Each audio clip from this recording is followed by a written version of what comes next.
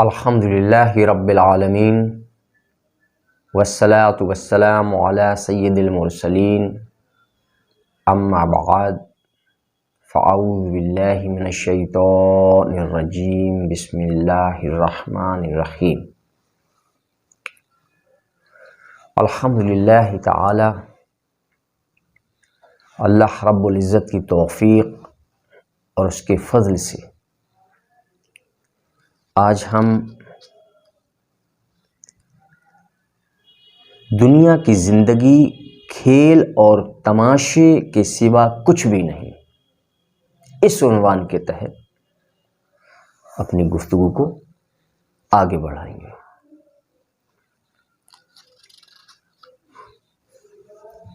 جیسا کہ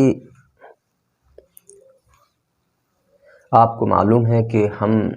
یہ ہماری جو سلسلہ وار گفتگو ہے یہ ہماری ہی کتاب دنیا کی مذمت جو کہ اللہ رب العزت کی توفیق سے ہم نے اس کو تالیف کیا ہے اور ہم اسی کتاب سے سلسلہ وار گفتگو کر رہے ہیں، اور یہ ہماری کتاب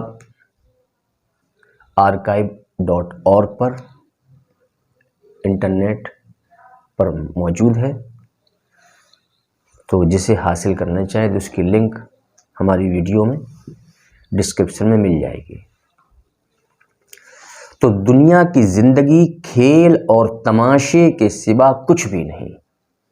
اللہ تبارک و تعالیٰ نے قرآن مجید میں کئی مقامات پر دنیا اور دنیا کی زندگی ان کی جو مثالیں بیان فرمائی ہیں وہ متفرق ہیں، مختلف ہیں، تاکہ کسی طرح سے بندے کی بات سمجھ میں آ جائے کہ دنیا کی زندگی محض چند دنوں کے لیے ہے، دنیا کی زندگی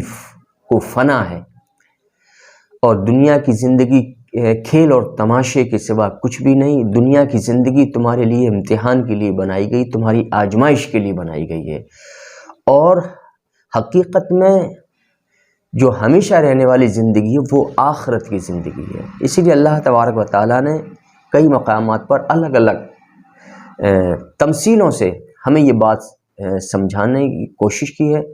اور ہمیں اس بات کی تلقین کی اور ہمیں نصیحت فرمائی ہے کہ ہم کسی طرح سے صرف اتنی بات کو سمجھ لیں کہ ہم دنیا میں ہمیشہ رہنے کے لیے پیدا نہیں کیے گئے، ہم دنیا میں چند دنوں کے لیے آئے ہیں۔ جیسے کہ انسان کے جو جیسے کہ عالم ہوتے ہیں، چار عالم ہیں، جیسے عالم ارواح، تو سب سے پہلے انسان کی روح عالم ارواح میں تھی، پھر عالم دنیا میں آئی، پھر عالم دنیا سے عالم برزخ میں جائے گی، اور عالم برزخ سے جانے کے بعد وہ عالم آخرت میں پہنچے گی۔ تو جو آخرت ہے ہماری وہی اصل زندگی، اور ہماری اصل زندگی وہاں سے شروع ہوتی ہے، پھر وہ زندگی کبھی ختم نہیں ہوگی۔ تو اصل زندگی وہی ہے جو کبھی ختم نہ ہو۔ تو اللہ تبارک و تعالیٰ سورہ انعام میں ارشاد فرماتا ہے، جس کا مفہوم یہ ہے کہ دنیا کی زندگی کھیل اور تماشے کے سوا کچھ بھی نہیں، یعنی دنیا کی زندگی میں جو عیش اور عشرت ہے یہ کھیل اور تماشا ہے، اس سے زیادہ کچھ بھی نہیں، یعنی کہ یہ حقیقت کی زندگی نہیں ہے۔ جیسا کہ لوگوں نے یہ تصور کر رکھا ہے کہ دنیا کی زندگی حقیقی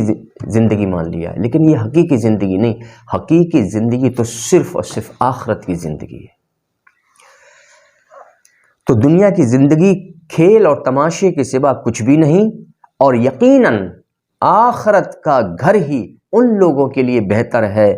جو تقوی اختیار کرتے ہیں، یعنی دنیا میں جنہوں نے تقوی اختیار کیا، پرہیزگاری اختیار کی،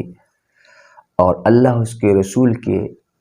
احکامات پر عمل پیرا رہے، اللہ اس کے رسول کی اطاعت کرتے رہے، اور گناہ اور برائیوں سے اجتناب کرتے رہے،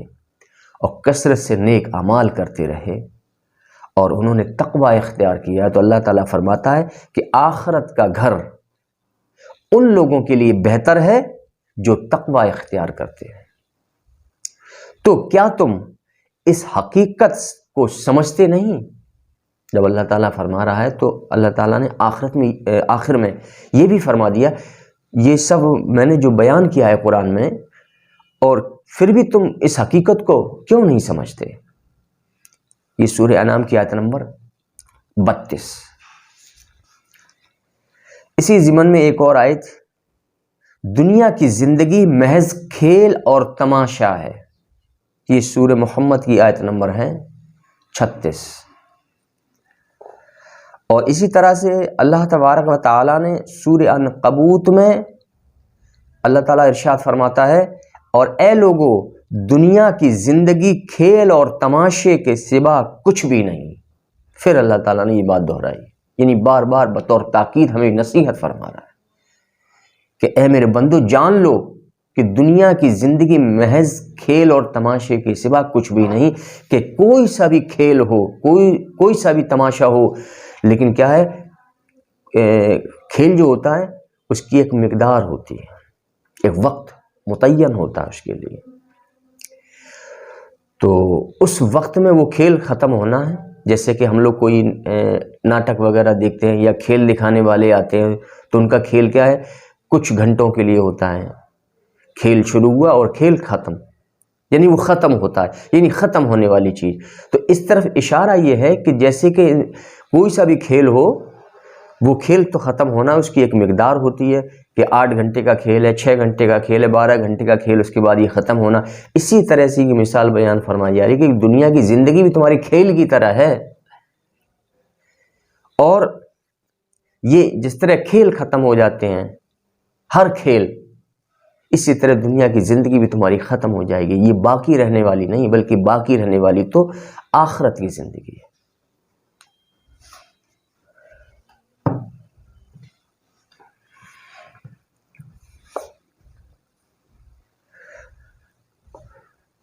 اور اے لوگو یہ دنیا کی زندگی کھیل اور تماشے کے سوا کچھ بھی نہیں، اور حقیقت میں آخرت کا گھر ہی بہتر زندگی ہے۔ اس کو اللہ تعالیٰ نے واضح کر دیا کہ جو آخرت کا گھر ہے حقیقت میں وہی بہتر زندگی ہے اور وہی دائمی زندگی ہے۔ کاش وہ لوگ یہ راز جانتے، کاش وہ لوگ یہ راز جانتے۔ یہ سورہ عنکبوت کی آیت نمبر ہے 64۔ دنیا کی محبت و نفسانی خواہشات کی پیروی میں گزرنے والی زندگی غفلت کی زندگی ہے۔ دنیا کی محبت اور نفس کی خواہشات، تو نفسانی خواہشات کی پیروی میں گزرنے والی زندگی غفلت کی زندگی ہے، اور طاعت و عبادت اور دنیا سے بے رغبتی میں گزرنے والی زندگی عاقل کی زندگی ہے، عقل مند کی زندگی ہے۔ وہ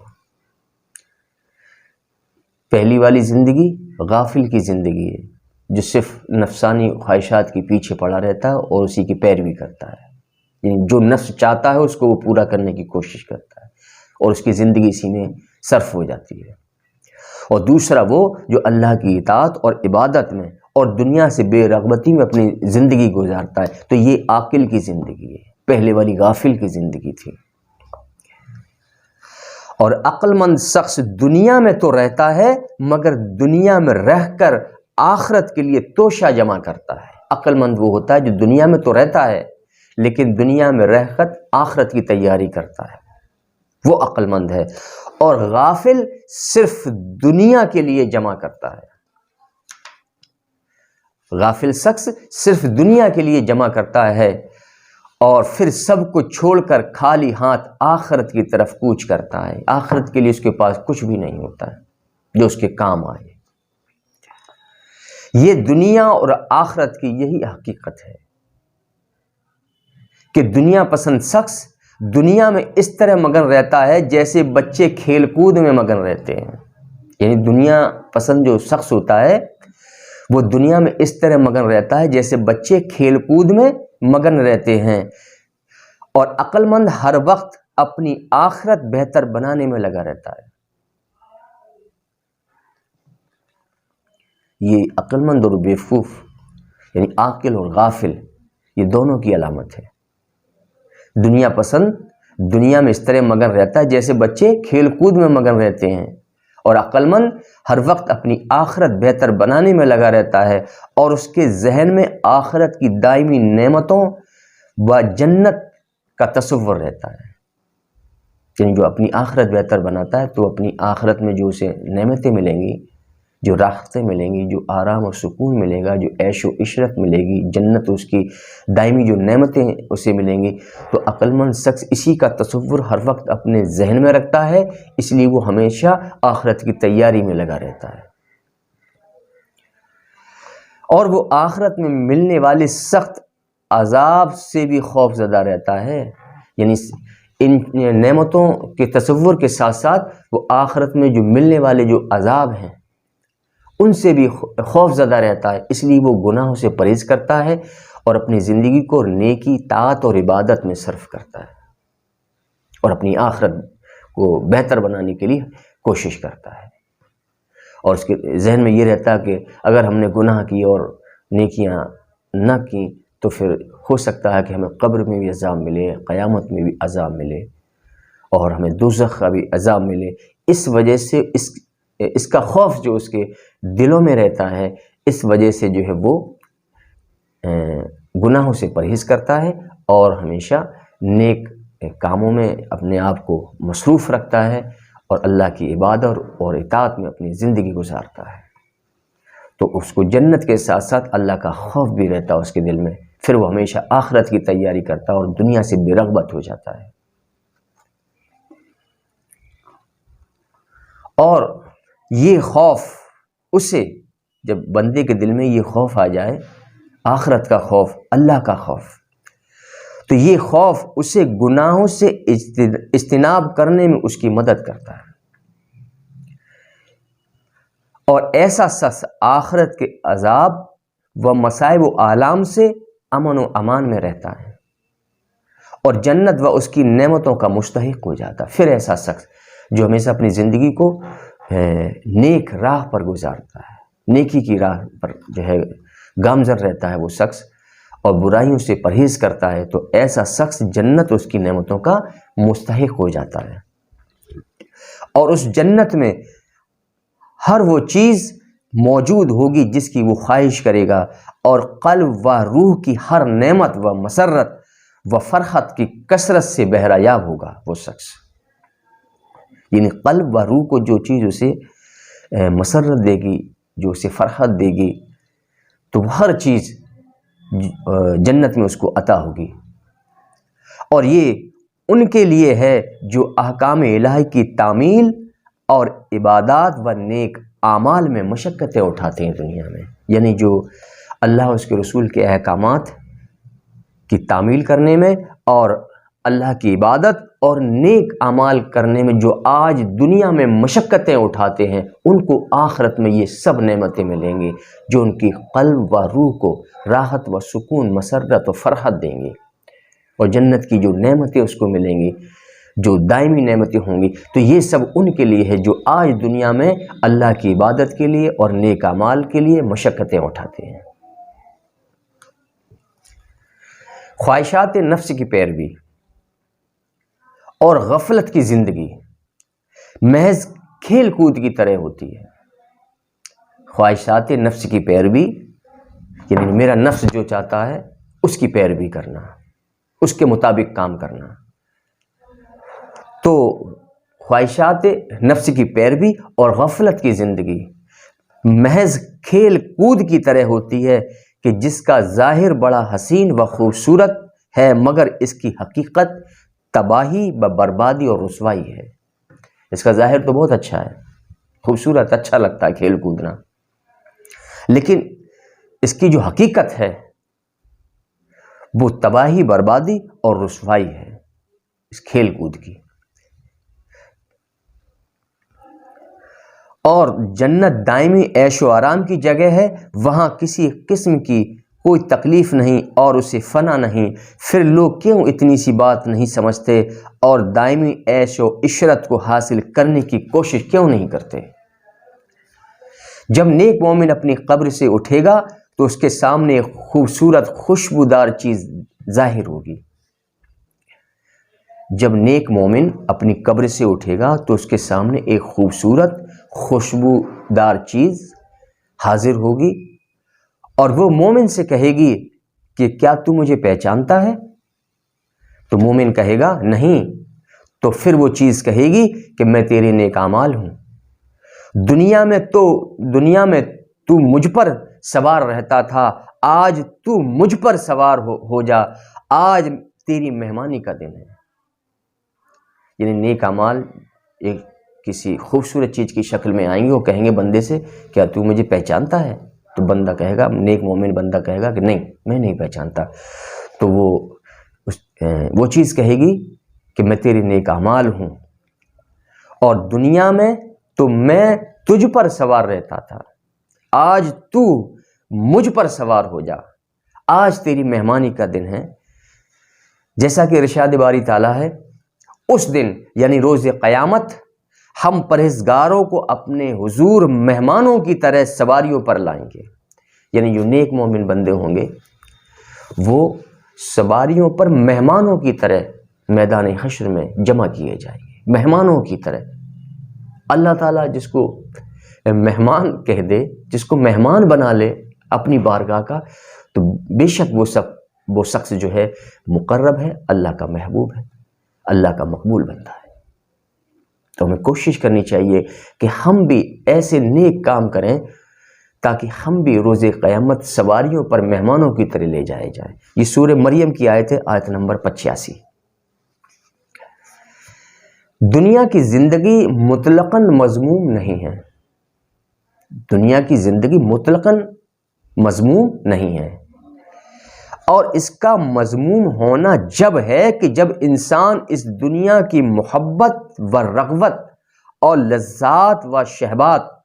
اور مال کی حرص و ہوس میں اس قدر مستغرق ہو جائے کہ وہ اپنی آخرت اور یاد الہی سے غافل ہو جائے، تب یہ مذموم ہے۔ اور اس کے کام اور اس کی کوشش دنیا و متاع دنیا کے حصول کے لیے ہو، اور اگر مال کو ناجائز خواہشات کو پورا کرنے کے لیے حاصل کیا جائے اور پھر فضول خرچ کیا جائے تو یہ لائق ملامت اور مذموم ہے۔ یہ دنیا یعنی ناجائز جو خواہشات ہوتی انسان کو، اس کو پورا کرنے کے لیے مال کو اگر حاصل کیا جائے تو یہ دنیا مذموم بھی ہے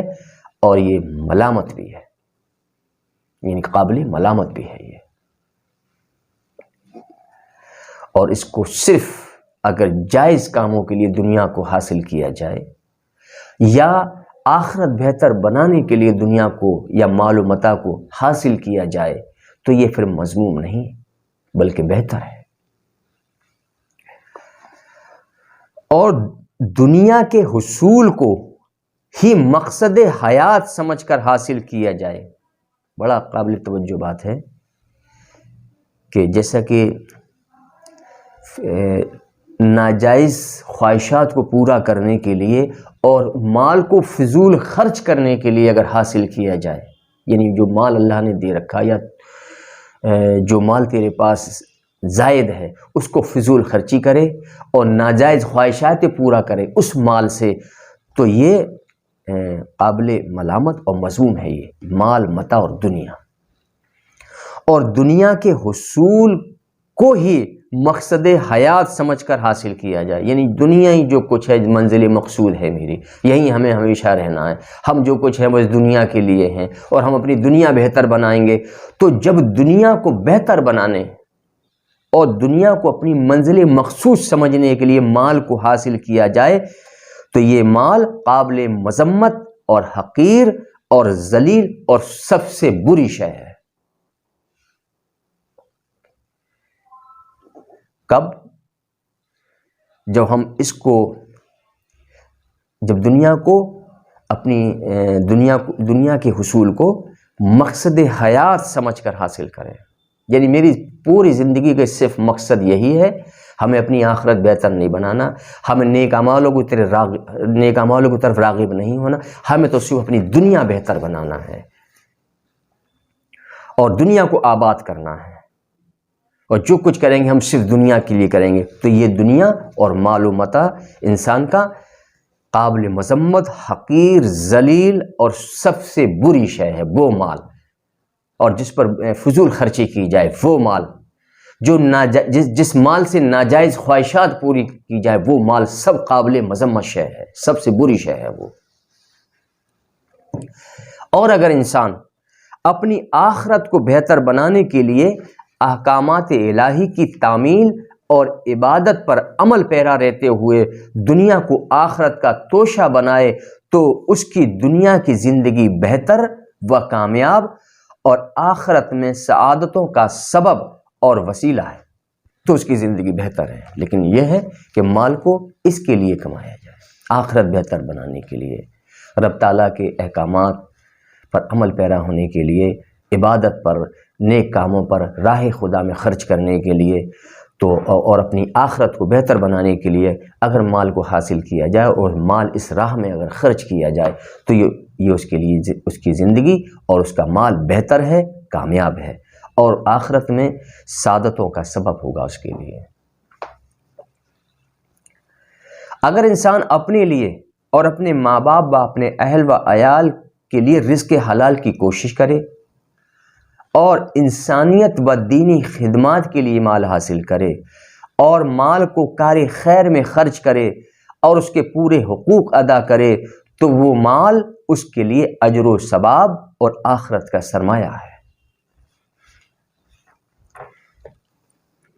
حضرت ابو موسیٰ اشعری رضی اللہ تعالی عنہ سے روایت ہے کہ نبی کریم صلی اللہ تعالی علیہ وآلہ وسلم نے فرمایا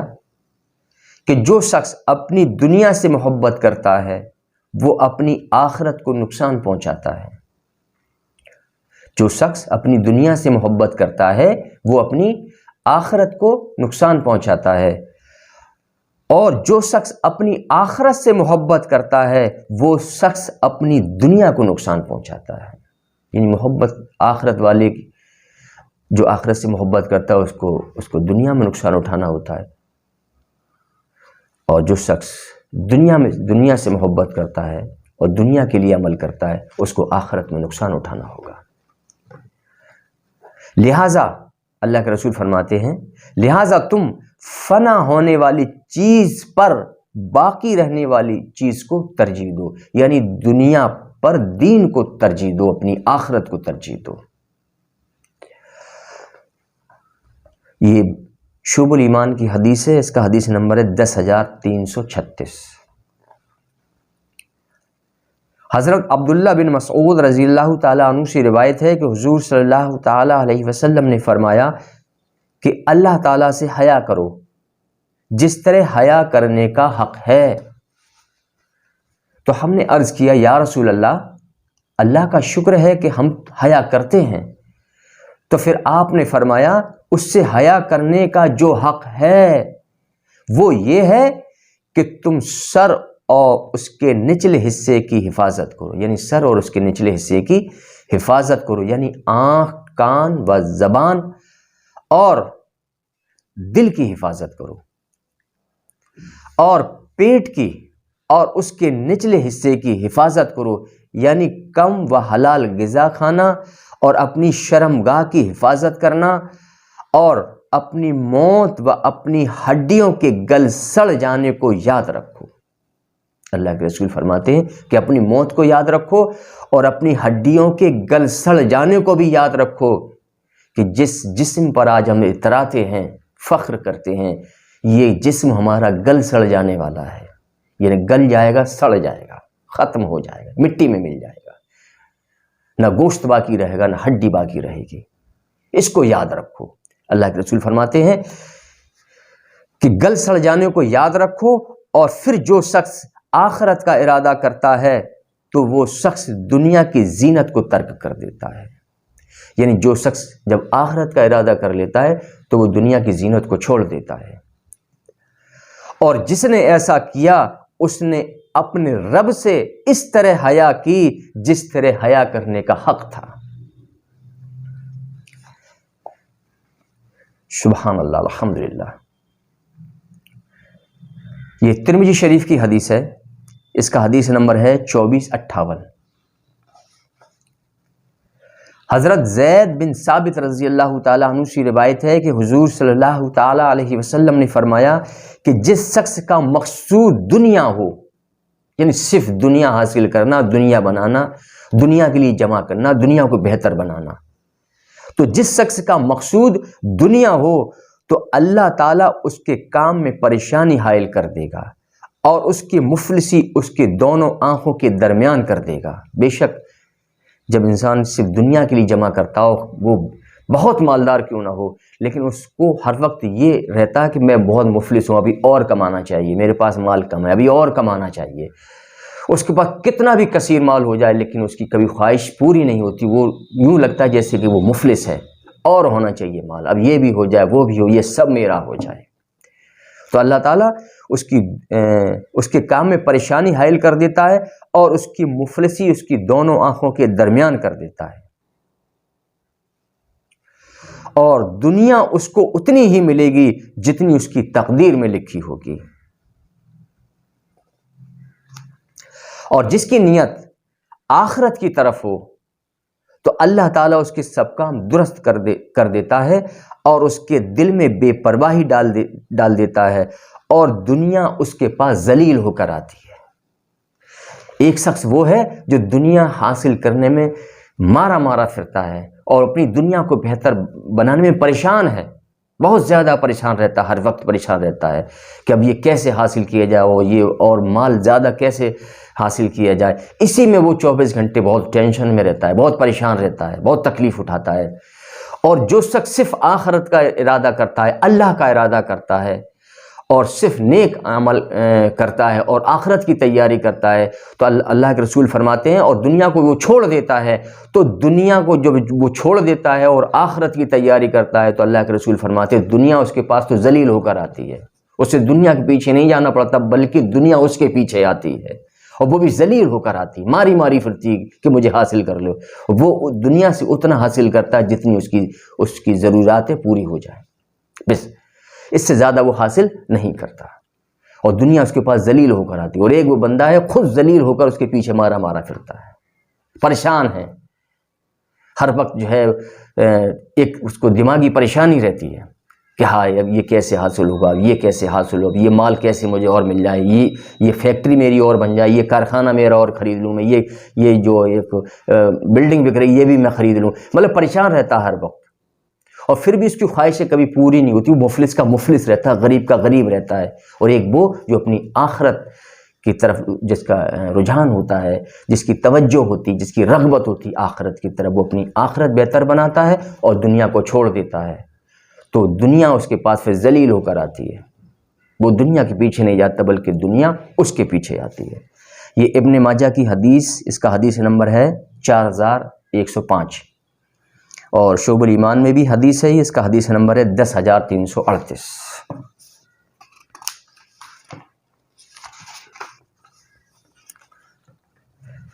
حضرت عبداللہ بن مسعود رضی اللہ تعالیٰ عنہ سے روایت ہے کہ حضور صلی اللہ تعالیٰ علیہ وسلم نے فرمایا کہ جو شخص سب فکروں کو چھوڑ کر صرف ایک فکر رکھے، یعنی آخرت کی فکر، اللہ کے رسول فرماتے ہیں جو سب فکروں کو چھوڑ کر صرف ایک فکر رکھے، کون سی فکر؟ آخرت کی فکر، تو اللہ تعالیٰ اس کی دنیا کی تمام فکریں اپنے ذمے لے لے گا، اور جو شخص طرح طرح کی دنیا کی فکروں میں لگا رہے گا تو اللہ تعالیٰ اس کی پرواہ نہ کرے گا، وہ جس وادی میں چاہے ہلاک ہو، یعنی جو صرف دنیا کی فکروں میں، طرح طرح کی فکروں میں لگا رہے گا تو اللہ تعالیٰ بے پرواہ ہے اس سے،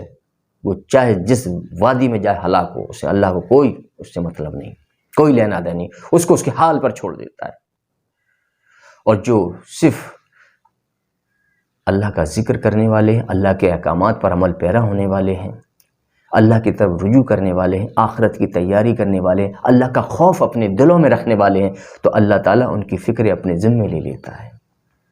بے شک وہ ایسا نہیں کہ وہ بالکل بے فکر ہو جاتے ہو ہمیشہ کے لیے، لیکن کچھ فکریں ان کو رہتی ہیں، لیکن وہ فکر بطور ان کی آزمائش رہتی ہیں، لیکن اللہ تعالیٰ ان فکروں سے انہیں نجات بھی دیتا ہے۔ جب ان کی امتحان پورا ہو جاتا ہے اس کے بعد ان فکروں سے اللہ تبارک و تعالیٰ انہیں نجات بھی دیتا ہے۔ اور دوسرا وہ ہے کہ جو ہمیشہ فکروں میں مبتلا رہے گا، وہ پھر اللہ تعالیٰ اس کو کوئی لینا دینا نہیں، کوئی پرواہ نہیں، وہ جس وادی میں چاہے ہلاک ہو جائے، کیونکہ مر کر جانا تو پروردگار کی طرف ہی لوٹ کر جانا ہے، اللہ اسے سارا حساب لے لے گا۔ تو صرف ایک ہی فکر رکھو، جیسا کہ اللہ کے رسول فرماتے ہیں، آخرت کی فکر، آخرت کی فکر، آخرت کی فکر، دنیا کی فکر نہیں۔ اور ہمیں دنیا کی فکروں کے لیے دنیا میں بھیجا بھی نہیں گیا ہے، کیونکہ اللہ تعالیٰ فرماتا ہے کہ ہر جاندار کا رزق میرے ذمے کرم پر ہے۔ تو جب اللہ تبارک و تعالیٰ نے ذمہ لے لیا ہے میرے کھانے کا، میرے پینے کا، میرے پہننے کا، میرے اوڑھنے کا، میرے رہنے کا، سب کچھ ذمہ میرے پروردگار نے جب لے لیا تو ہم کیوں فکر کریں دنیا کی؟ تو ہم آخرت کی فکر کیوں نہ کریں، جس کے لیے اللہ کے رسول فرماتے ہیں اور جہاں ہماری زندگی شروع ہوگی اور ہمیشہ کی زندگی، اصل زندگی، حقیقی زندگی تو آخرت کی زندگی، تو اسی کو بہتر بنائیں ہم۔ تو دنیا کی زندگی کے بارے میں صرف اتنا کوشش کریں جس سے ہماری ضرورتیں پوری ہو جائیں، اور باقی کا اللہ تعالیٰ نے اس کا ہمیں ذمہ لے رکھا ہے، تو اللہ تعالیٰ اپنی ذمہ داری کو بخوبی جانتا ہے۔ اور دنیاوی تمام جو پریشانیاں ہیں، جو فکریں ہیں، کچھ وقت کے لیے آئیں گی بطور آزمائش، پھر اللہ تعالیٰ فرماتا ہے میں ان ساری فکروں کو ان سے دور کر دیتا ہوں، ان سے نجات دے دیتا ہوں۔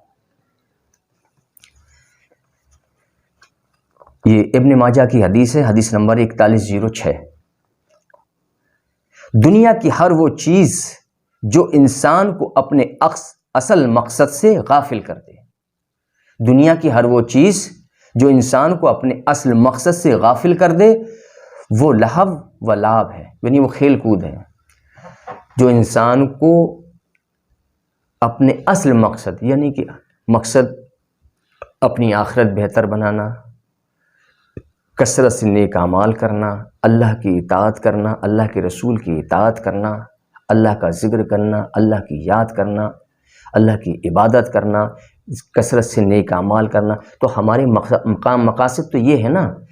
اور جب انسان ان مقاصد سے غافل ہو جائے، یعنی غافل کب ہوتا ہے؟ اور جب وہ دنیا میں پوری طرح سے مگن اور مبتلا اور منہمک ہو جاتا ہے اپنی دنیا بہتر بنانے میں۔ تو اس لیے انسان کو چاہیے کہ ہم دنیا میں تو رہیں، لیکن دنیا میرے اندر نہ رہے۔ تو دنیا کی ہر وہ چیز، بڑا قابل توجہ بات ہے یہ بھی، دنیا کی ہر وہ چیز، خواہ وہ مال ہو، دولت ہو، گھر، زمین، جائیداد، بیوی، اولاد، ہر وہ چیز دنیا کی جو انسان کو اپنے اصل مقصد سے غافل کر دے، وہ کھیل کود ہے۔ ہر وہ چیز، جب تمہیں کوئی چیز دنیا کی، اب جب تمہیں اپنے مقصد سے، جو کہ میں نے مقصد ابھی بیان کیا، اللہ کی اطاعت ہے، اپنی آخرت کی تیاری ہے، نیک عمل ہے، خوف خدا ہے، اور عبادات ہے، اور نیک اعمال ہے، جب یہ ہمارے جن کے لیے ہم پیدا کیے گئے، تو یہ ہمارے اصل مقاصد ہیں۔ تو جب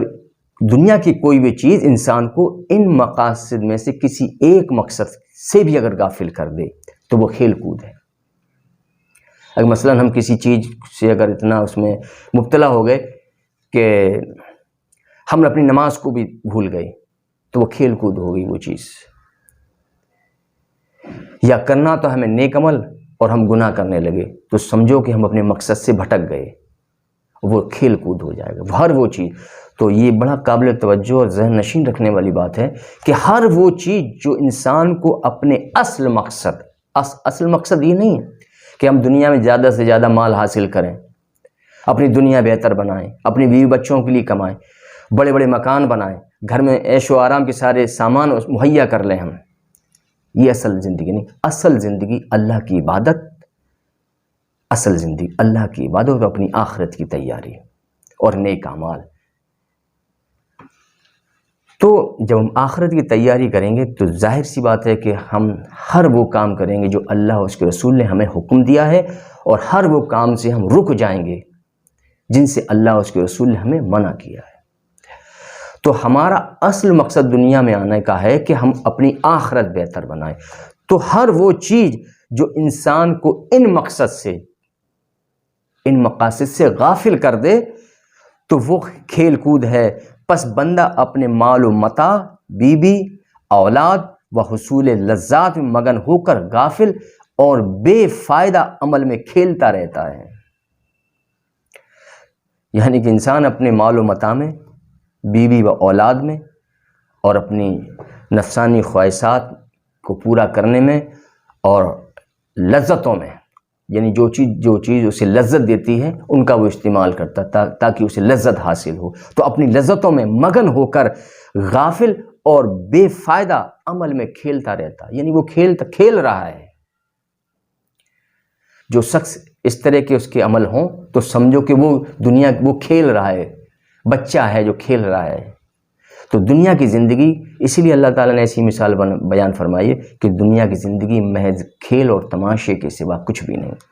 تو وہ سمجھو کہ وہ کھیل رہا ہے، کیونکہ اپنے اصل مقصد سے وہ بھٹک گیا ہے. تو وہ کھیل رہا ہے اور پھر وہ غفلت و گناہوں میں گھرا رہتا ہے،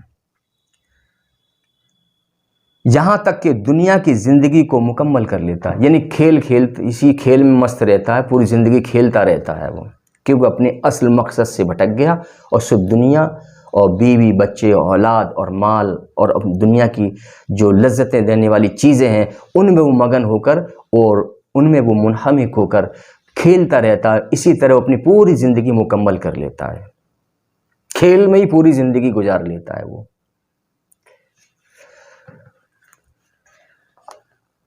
اور دنیا کی زندگی کو اسی طرح وہ مکمل کر لیتا ہے اور پھر اسے موت آ جاتی ہے اور یہ تمام چیزیں بندے سے منہ موڑ کر جدا ہو جاتی ہیں اور بندے کو اس سے کوئی فائدہ حاصل نہیں ہوتا. اللہ تبارک و تعالیٰ نے دنیا کو زیب و زینت و آرائش اور ان لذات و شہباز سے لبریز کر دیا ہے. یعنی اللہ تبارک و تعالیٰ نے دنیا کو زیب و زینت و آرائش اور ان لذات و شہبات سے لبریز کر دیا ہے جو دلوں کو کھینچ لیتی ہے. اللہ تعالیٰ نے دنیا کو اس طرح سے آراستہ کیا ہے اور دنیا میں لذات بھی رکھی، دنیا میں شہبات بھی رکھی اور دنیا کو اس طرح زیب و زینت دی کہ وہ لوگوں کے دلوں کو اپنی طرف مائل کر لے، اپنی طرف کھینچ لے. اور آنکھوں کو وہ چیزیں جو ہیں آنکھوں کو بہت خوبصورت نظر آتی ہیں اور نفسوں کو فرحت عطا کرتی ہیں. نفسوں کو، جو نفس ہوتا ہے انسان کا، اس کو بڑا فرحت عطا کرتی ہے. پھر دنیا کی زیب و آرائش جلد زائل ہو کر ختم ہو جائے گی اور دنیا سے محبت کرنے والوں کو ندامت اور خسارے کے سوا کچھ بھی حاصل نہیں ہوگا. دنیا کی زندگی کو کھیل اور تماشے کے ساتھ تشبیہ دیا ہے اللہ تعالیٰ نے. قرآن مجید میں جو آیات ہم نے بیان کی تھی تو اس میں دنیا کی زندگی کو کھیل اور تماشے کے ساتھ تشبیہ دینے کی دو وجہ ہیں. یعنی اللہ تعالیٰ نے فرمایا نہیں کہ دنیا کی زندگی کھیل اور تماشے کے سوا کچھ بھی نہیں. تو زندگی کو کھیل اور تماشے کے ساتھ جو تشبیہ دی ہے اللہ تبارک و تعالیٰ نے، تو اس کی دو وجہ ہیں. تو کھیل اور تماشے کے ساتھ تشبیہ دینے کی دو وجہ ہیں. ایک وجہ یہ ہے کہ ہر کھیل و تماشا بہت جلد ختم ہو جاتا ہے، جیسے کہ انسان کی زندگی بہت جلد ختم ہو جائے گی. ایک وجہ تو یہ ہے تشبیہ دینے کی، یعنی ہر کھیل و تماشے کی مدت بہت کم ہوتی ہے. اسی طرح دنیا کی زیب و زینت و آرائش اور اس کی باطل خواہشات اور لذات کی مدت بھی بہت کم ہوتی ہے. جیسے کہ ہر کھیل تماشی کی ایک وقت معین ہوتا ہے، معین وقت تک، یہ مقرر وقت تک وہ رہتا ہے جو اللہ تعالیٰ نے جس چیز کا جو وقت متعین کر رکھا ہے، بس اتنے وقت تک وہ کھیل و تماشا رہنا. اسی طرح دنیا کی زندگی رہنا ہے. تو ایک وجہ تو یہ ہے کہ اس لیے کھیل و تماشا اللہ تعالیٰ نے فرمایا کیونکہ کھیل و تماشا بہت جلد ختم ہو جاتا ہے، یعنی ہمیشہ تو رہنا نہیں ہے. ایک وجہ تو یہ تھی۔ اسی طرح دنیا کی جو زیب و زینت ہے اور اس کی جو باطل خواہشات اور لذات ہیں جو دنیا کے اندر ہیں، ان کی بھی مدت جو ہوتی بہت کم ہوتی، یعنی ہر لذت دنیا کی ختم ہونی ہے، ہر شہوت جو انسان کے اندر پائی جاتی ہے وہ ختم ہونی ہے، اور دنیا کی زیب و زینت وہ بھی ختم ہونی ہے، تو اور اس کی انسان کی جو باطل خواہشات ہوتی ہیں وہ بھی جلد ختم ہونے والی ہیں۔ اور دوسری وجہ یہ ہے کہ کھیل تماشے میں مشغول ہونا کم عقلوں، نادانوں اور غافلوں کا کام ہے۔ ایک وجہ دوسری یہ، دوسری وجہ کہ کھیل تماشے میں کون مشغول ہوتا ہے؟ جو کم عقل ہوتا ہے، بچے،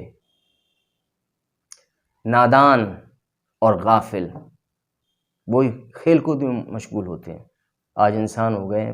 50-60 سال کے ہو گئے، خود کو بڑا عقل مند سمجھتے ہیں اور دنیا میں مشغول ہیں، حالانکہ وہ تو بچوں کی طرح کھیل رہے ہیں۔ بچے ہیں، نادان ہیں، کم عقل ہیں، بے وقوف ہیں، غافل ہیں۔ تو دوسری وجہ یہ ہے کہ کھیل تماشے میں مشغول ہونا کم عقلوں، نادانوں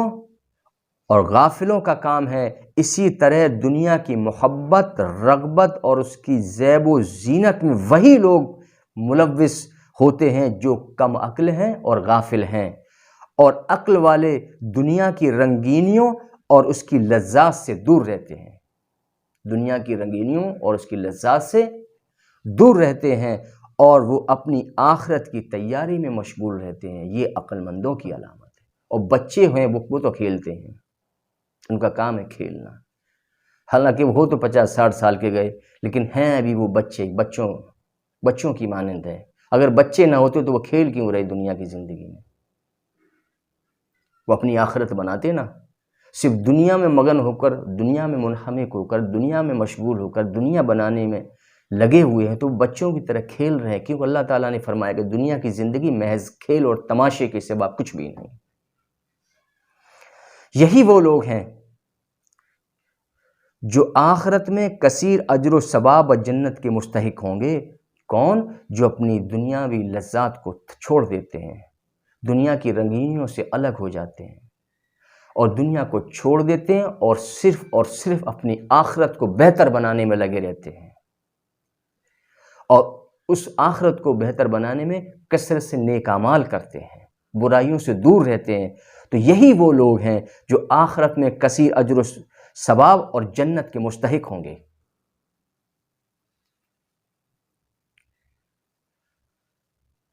اس جنت کے درخت و اس کے پھل اور اس کے بالا کھانے، یعنی کہ اس جنت کے درخت و اس کے پھل اور اس کے بالا خانے اور اس کے باغات اور دودھ و شہد کی نہریں اور حسن و جمال کی پیکر خوبصورت حوریں، اور ان میں سے کسی چیز کو فنا نہیں، یہ چیزوں کے وہ مالک بنا دیے جائیں گے۔ یعنی کہ جنت، اس کے بالا خانے اور اونچے اونچے درخت، اونچے اونچے محلات اور جنت کے پھل اور میوے اور باغات، دودھ اور شہد کی نہریں اور حسن و جمال کی پیکر خوبصورت حوریں، اور یہ سب چیزیں ان کو ملیں گی جو اپنی آخرت کو بہتر بنائیں گے، اور یہ وہ چیزیں ہیں جن کو کبھی فنا نہیں، اور وہاں نہ کسی کو موت آئے گی، نہ کبھی اس کی جوانی ختم ہوگی، اور نہ اس کی کبھی خوبصورتی زائل ہوگی، اور نہ کسی قسم کا اسے رنج و غم ہوگا، اور نہ جنت میں کسی قسم کا کوئی خوف ہوگا، وہاں نہ کوئی بیمار ہوگا، اور نہ کسی نعمت کے زوال کا خدشہ ہوگا، نہ کسی نعمت کے زوال کا خدشہ ہوگا۔ سو جنت بہتر حیات حقیقی ہے، جنت بہتر حیات حقیقی ہے جو کہ نیک اعمال کے سبب عطا ہوگی۔ اور اسی کے ساتھ ہی ہم آج کی اپنی اس گفتگو کو ختم کر رہے ہیں۔ وما علینا الا البلاغ المبین۔